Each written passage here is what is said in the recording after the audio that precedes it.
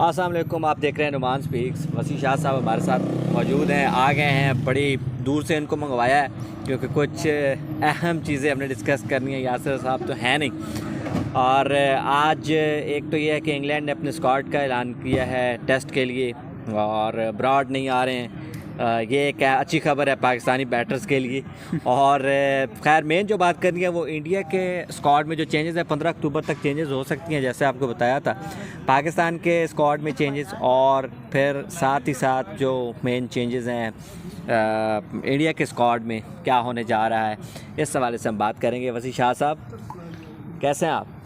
बिस्मिल्लाहिर्रहमानिर्रहीम, अल्हम्दुलिल्लाह बिल्कुल ठीक ठाक हूँ। और गेमी लगी हुई है जी हाँ, वर्ल्ड कप की, और वार्म अप मैचेस भी हो रहे हैं और कॉम्पिटिटिव मैचेस हो रहे हैं जो भाईजान वो तो है, लेकिन आप उस पर करें ना बात कि मोहम्मद शामी आ रहे हैं कि सर नहीं? ये तो मुसलमानों की दुआ मुस्तजाब हुई है। अच्छा, और मुसलमानों को वैसे यासिर साहब ने बड़ा खुला जवाब दिया था कि भाईजान आपका मुसलमानों वाला कार्ड चलने वाली बात नहीं है इंडिया में। वो ये था कि मोहम्मद शामी जो हैं वो थे अनफिट थे और अब फिजाल फिट और अब लेकिन नहीं ऑस्ट्रेलिया सर, जा उस चुके टाइम हैं। अगर देखें बीसीसीआई ने भी इसको थोड़ा सा सही से हैंडल नहीं किया, क्योंकि मुझे लगता है कि वो शामी को सब्जेक्ट टू फिटनेस करके और उसको टीम में रख सकते थे, लेकिन उन्होंने नहीं रखा, उनके प्लान्स में नहीं थे वो। सब्जेक्ट टू फिटनेस की आप बात करते हैं, जब आप रखते हैं ना तो फिर फ़ख्र ज़मान जैसे मसाइल पैदा होते हैं। वो तो अब खिलाएंगे ना सर। जी हाँ, और वो फिट नहीं है वो तो सर, मसला ये है वो तो हमारे हद पाकिस्तानी टीम फिट नहीं है, वो तो एक अलग चीज़ है, एक अलग डिबेट है। वो फिट नहीं है, लेकिन स्टिल उनको बुलाया जा रहा है। आप मुझे ये बताएं कि अगर फ़ख्र ज़मान आ जाते हैं, पहले पाकिस्तान से शुरू करते हैं, डेफिनेटली आएंगे और शाहीन शाह अफरीदी और वो तो हैं ही,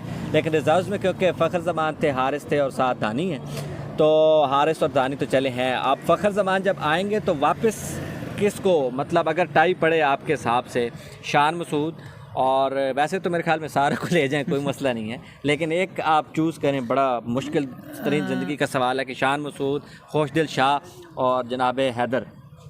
अब देखिए, मैं तो अगर पर्सनली एक चीज़ देखूं तो शान मसूद को चांस देना चाहिए वापस आने का। नहीं टीम में होना चाहिए। ठीक है, पीछे दो रह जाते हैं ऑप्शंस, और उसमें से भी मुझे लगता है कि खुशदिल शाह अभी काफ़ी मैचेस खेले नहीं, इंग्लैंड की भी आखिरी हिस्सा वो नहीं खेले और नहीं खिलाया, और हैदर अली खेल रहे हैं, तो मुझे लगता है कि खुशदिल वापस रिजर्व में आ जाएंगे और ये मोस्ट लाइकली मतलब वही पिछले वर्ल्ड कप वाला स्क्वाड ही हो जाएगा। बीच में एक हारिस वो हैं, नहीं तो पिछली बार हाँ, तो दूसरे यही रिजर्व्स थे पिछले साल भी, खुशदिल शाह और दानी थे जी। तो यही है, लेकिन ये चीज़ है कि फ़ख्र के आने से पता नहीं, मुझे लगता है कि हमारा थोड़ा सा मिडिल ऑर्डर शायद स्टेबल हो जाए। तो फ़ख्र आएगा तो फिर वो नीचे चला जाएगा, शान 4 पे और नीचे जाएगा तो और मसले नहीं पैदा करेंगे। मसाइल तो सर हैं ही है ना हमारा। अगर फिर यही बात है, अगर ऊपर से 2 परफॉर्म करते हैं, तीसरा एक्स फैक्टर प्लेयर हमारा Fakhar on the day he can win you match single handed. मजबूरी है हमारी, तो अंदाजा लगाए ना कि निसार आपका फ़ख्र पे। ठीक है, तो ये चीज़ है, वो आउट ऑफ फॉर्म है, मैच विनर है। मैं उसको आज भी समझता हूँ, मुझ पे तनकीद भी हुई थी श्रीलंका फाइनल के बाद भी, आपका ट्रम्प कार्ड था जी। मैं ये समझता हूँ कि वो मैच विनर है। फिटनेस आउट ऑफ फॉर्म होना वो एक अलग चीज़ है। फाइनल में वो मैच विनर था सर, श्रीलंका की तरफ से। सर सारा ब्लेम आप उस पर भी नहीं डाल सकते। अच्छा, मुझे ये लगता है कि हैदर वापस आएगा और खुशदिल रहेंगे वहीं। सर अगर टीम मैनेजमेंट ने हैदर को निकालना होता तो वो उसे न्यूजीलैंड में खिलाते नहीं। That's what I think. ये बात आपकी दुरुस्त है, लेकिन सूरत हाल ये है कि खुशदिल शाह को उनके हमारे जो टीम है ना, जो हमारे मैनेजमेंट है, जो यूसुफ साहब हैं या बाकी लोग, वो खुशदिल शाह को स्लॉगर गिनते हैं।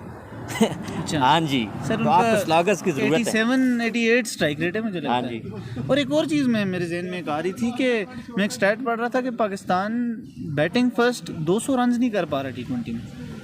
पाकिस्तान 100 नहीं कर पा रहा सर। आप तो ये चीज़ें आप देखें, इंडिया कर रहा है रेगुलरली 200, इंग्लैंड तो सर 100 नहीं कर पा रहे। 50 बताते हैं आपके ओपनर्स और बाकी पूरी टीम बनाती है 50, तो फिर 200 तो बहुत दूर की बात है। लेकिन ये फिर सर फिर तो ये बात है कि हम किधर स्टैंड नहीं, हम कहीं स्टैंड नहीं कर रहे। हम अनफॉर्चुनेटली बड़ी बुरी सूरत हाल है हमारी। हम कहते हैं हमारी बॉलिंग अच्छी है, लेकिन कितनी बॉलिंग आपको क्या कर सर 130 तो नहीं, उस दिन आपको आईना दिखा दिया ना, अच्छी बॉलिंग थी, फिर भी न्यूजीलैंड 16 ओवर्स में मैच ले गया आपसे। 130 जब आपने किए हैं तो वो ऐसे ही है। आज न्यूजीलैंड ने 208 किया है उसी ग्राउंड पे, उसी वही सेम पिच था, और हालांकि उसके ऊपर मैच हुआ तो 40 ओवर गुजरे हुए थे। जी जी जी 36 ओवर्स उस पे हुए हुए थे और शादाब आप लगा दिया। स्पिन कराते हैं शादाब जो है उसने, चले फिर भी थोड़ी बहुत उसने बॉलिंग अच्छी कराई है। अच्छा, लेकिन नज़र नहीं आ रहा मुझे कोई मुस्तकबिल पाकिस्तान के मिडल ऑर्डर का।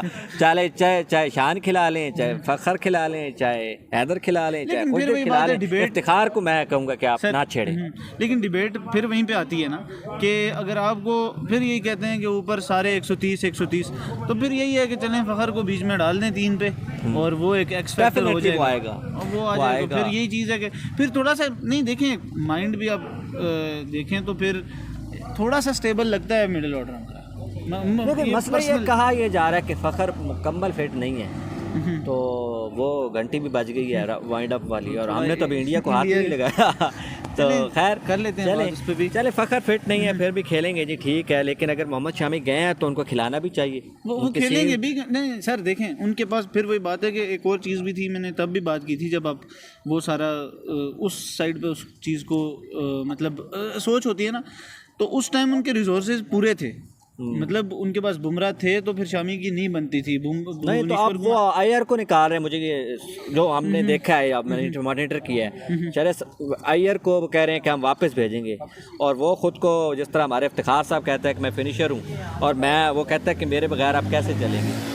सर वो तो देखें उनके पास रिसोर्सेज हैं, उस दिन भी हमने वीडियो में बॉलिंग के रिसोर्सेज कितने हैं वो, मतलब? नहीं बॉलिंग की नहीं, मैं बैटिंग की बात कर रहा हूँ। बॉलिंग का मसला है कि शामी जा रहे हैं, शामी के बाद वो क्या करेंगे, संजू सैमसन आ जाएंगे, वो संजू सैमसन की बात चल रही है। बैटिंग का प्रॉब्लम नहीं है उनका, ठीक है, बॉलिंग का प्रॉब्लम है और वो रहेगा इंडिया को। सिराज भी जाएगा, 3 बॉलर्स उनके जा रहे हैं, सिराज, शामी और एक और बॉलर है, लेकिन बिश्नोई को नहीं लेके जा रहा है, पता नहीं क्यों नहीं लेके जा रहे हैं सर। उधर ज़रूरत भी नहीं है, एक ठीक है, लेकिन वो चहार को भी उन्होंने बिठा दिया है। जी जी, तो ये 3 जाएंगे और इनमें से 15th मेंबर एक होगा।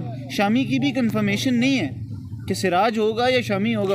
खेलने में बात कर रहे हैं नहीं 15वां जो मेंबर है वो 2 बंदे ज़्यादा ले जा चुके हैं ऑस्ट्रेलिया। हमें तो ये पता लगा सिराज भी चला गया है, लेकिन जो मैंने आज न्यूज़ पढ़ी है उसमें ये है कि इन 3 बॉलर्स में से एक 15वां मेंबर होगा और ट्रैवलिंग रिजर्व्स होंगे। ट्रैवलिंग रिजर्व्स में तो चले वो तो फिर, लेकिन शामी को ऊपर सुना है कि वो डेफिनेटली और प्रेफर करना भी पड़ेगा। लेकिन एक और चीज़ है, इस पे उनको थोड़ा सा नुकसान ये भी होगा, और जो पहले मैं भी यही समझता था कि शामी और भुवनेश्वर कुमार और ये सारे एक पेस लाइन के बॉलर्स हैं, तो वो बुमराह का ना होना। आज एक और लिस्ट आई है, चले वाइंड अप करते करते आपको बताऊं कि वो 140 प्लस को खेलने वाले जो बैटर्स हैं ना, उनमें अल्हम्दुलिल्लाह पाकिस्तान का कोई खिलाड़ी सर असल में 4 इंडियन है, शर्मा है, कोहली है, सूर्य कुमार यादव है, और चौथे उनका कौन? सर ये कॉमेडी होती है, मैं तो ये रैंकिंग्स पे भी कोई बिलीव नहीं करता। बिलीव ना करें, लेकिन देखें मैथ्यू वेड कॉमेडी है जिसने हमें याद है, वो तो ठीक है, लेकिन सॉरी लिविंगस्टन कॉमेडी है सर। लेकिन फिर बाबर आजम और रिजवान का ना होना भी तो फिर यही है कि फिर पाकिस्तान के पास 140 हैं। चले बाबर की क्लास है वो जिस तरह खेलता है, लेकिन ये आपको फैक्ट मानना पड़ेगा कि हम 140 प्लस वाले हमारे वो प्लेयर नहीं है जिनका हम कभी कभी हमें खमियाजा भी भुगतना पड़ता है। सर मैं तो शुरू से यही बात बोल रहा हूँ, नहीं मानता वो तो ऊपर ओपनर्स है ना। अब आपके जो नीचे के लोग हैं, आप देख रहे हैं कि वो लोग हैं उनके सारे 140 प्लस, तो हमारा तो कोई भी नहीं है। मैं यही कह रहा हूँ ना कि बॉलर्स हमें फेस करने को नहीं मिलते, तो फिर हम क्या करें।